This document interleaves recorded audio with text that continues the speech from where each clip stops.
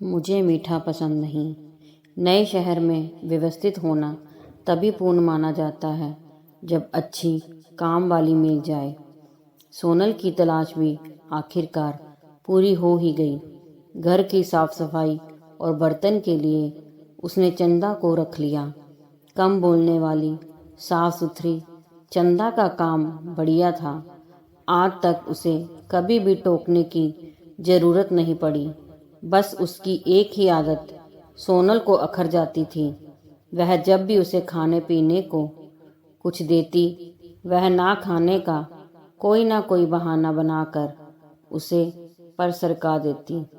कभी कहती, दीदी छाला है मुंह में, कुछ निगला नहीं जा रहा।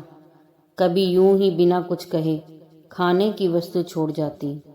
दूसरे दिन पूछने पर चौंक कर कहती, अरे भूल गई थी खाना।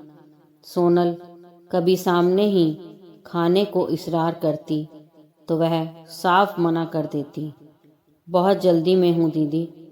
कभी कभी तो सीधे ही, ना दीदी मन नहीं, मीठा मुझे पसंद नहीं। हाँ, मीठी चाय के लिए उसकी कभी ना होती, पर साथ में मठरी या नमकीन प्लेट में निकाल कर दो तो एक बार भर नज़र देखकर बोलेगी, खाली चाय ही दो दीदी, अभी तो खा नहीं पाऊंगी। चंदा के व्यवहार का विश्लेषण आज सोनल इसलिए भी कर रही थी क्योंकि आज उसने सुबह नाश्ते में जलेबी मंगवाई। चंदा को भी थोड़ी सी प्लेट में डाल कर दी और वहाँ से हट गई कि शायद सामने खाने में कुछ संकोच हो। कुछ देर बाद वह आई तो देखा उसकी जलेबी वही रखी थी और वह काम करके जा चुकी थी। चंदा के व्यवहार से मन में चिढ़ के भाव उत्पन्न हुए तो सामने ऐसे कई प्रसंग घूम गए जब चंदा ने ऐसा किया। याद आया जब एक बार उसे प्लेट में हलवा दिया तो वह उस पर नज़र डालकर बोली, दीदी अभी मन नहीं है, दरअसल घर से खा कर आई हूँ। फिर एक दिन जब मेरठ वाली जीजी आई तो प्लेट में मिठाई निकालते समय ध्यान दिया कि चंदा की नज़र मिठाई पर रह रह कर लगी थी। उसने मिठाई का एक टुकड़ा, ये तुम्हारे लिए है, खा लेना, कहकर स्लैब पर रख दिया, पर मिठाई का टुकड़ा वैसे ही अछूता रखा रहा। सोनल को वह दिन भी याद आया जब एक दिन वह खीर बनाकर हटी ही थी कि चंदा आ गई। खीर का बर्तन खाली करते हुए उसके लिए जरा सी खीर कटोरी में डालकर जरा जोर से उसने कहा, खा लेना चंदा, हमेशा की तरह छोड़ ना देना। तब वह सकपका कर अपनी नज़रें झुकाते हुए बोली, दीदी आज बहुत जल्दी है, टाइम नहीं है खाने का। कहती हुई वह फुर्ती से काम करने लगी। दीदी जाऊं? चलते समय उसने सोनल से पूछा तो वह चिढ़कर बोली, हाँ इसमें पूछना क्या है, काम हो गया तो जा।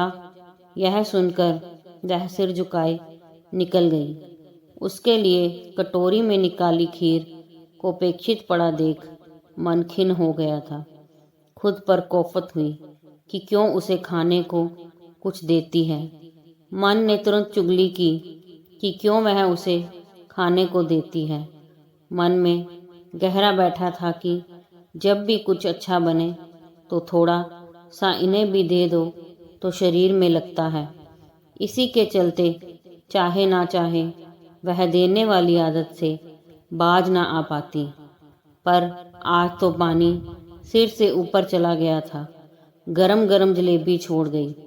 उसने सोच लिया कि अब वह कभी भी उसे खाने को ना कुछ देगी ना पूछेगी। महीना डेढ़ महीना बीत गया। चाहे मेहमान आए या कोई तीज त्योहार पड़े, वह भूल कर भी चंदा को खाने को कुछ नहीं देती। तभी एक दिन सोनल लड्डू बनाने के लिए बेसन भून रही थी। उस समय चंदा अपनी 4 साल की बेटी को लेकर आई। दीदी, आज इसकी छुट्टी थी, सो साथ लाना पड़ा। सोनल के कुछ पूछने के पहले ही उसने सफाई दी और अपनी बेटी को बालकनी में बिठाकर काम पर लग गई। बेसन की सौंधी खुशबू पूरे घर में फैलने लगी तो चंदा की नन्ही बिटिया चंदा से बोली, कितनी अच्छी खुशबू है ना। झाड़ू लगाती चंदा ने अपनी बिटिया को झट से गुड़का। यह दृश्य ओपन किचन से सोनल को साफ दिखा। चंदा का काम निपटते निपटते बेसन में चीनी घी सब पड़ गया था, बस लड्डू मारने बाकी थे। चंदा अपनी बिटिया के साथ जाने को हुई तो सोनल से रहा नहीं गया और पूछ बैठी, तुझे बुरा ना लगे तो इसके लिए 2 लड्डू बांध दूं, खा लेगी। यह सुनकर चंदा के चेहरे पर चमक आ गई। बुरा क्यों लगेगा दीदी, बांध दीजिए, संकुचाते हुए उसने कहा और आराम से बैठ गई।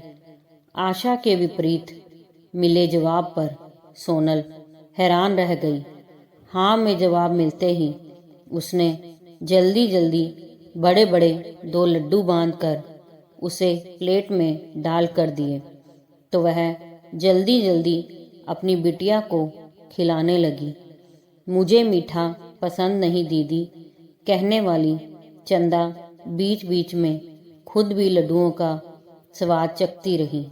उस दिन के बाद से सोनल ने कभी नहीं कहा, चंदा ये खा लो। वह हमेशा पैकेट में डालकर उसे पकड़ाते हुए कहती, ये लो चंदा, जब फुर्सत हो खा लेना। और आश्चर्य था कि वह भी थैली लपक लेती और कृतज्ञता भरे भाव से उसका अंतस भिगो देती। दोस्तों, अगर कहानी पसंद आई हो तो लाइक, सब्सक्राइब, शेयर ज़रूर कीजिए।